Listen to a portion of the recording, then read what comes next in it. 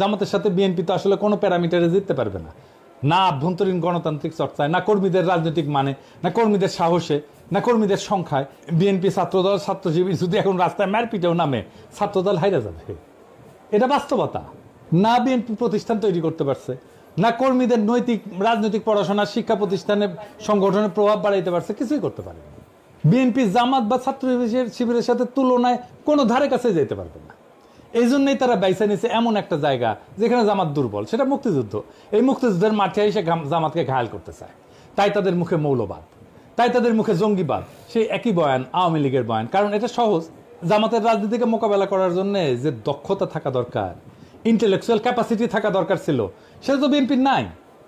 তো বিএনপি নিচ্ছে সহজ পথ, মুক্তিযুদ্ধের কথা বলে কোণঠাসা করা। এই রাজনীতি জিতবে না, এই রাজনীতি জেতার না। এই রাজনীতি অবশ্যই বিএনপিকে পরাজয়ের রাস্তায় নেবে। এই রাজনীতি বিএনপিকে রাষ্ট্র ক্ষমতা আসতে দেবে না, লিখে রাখতে পারেন।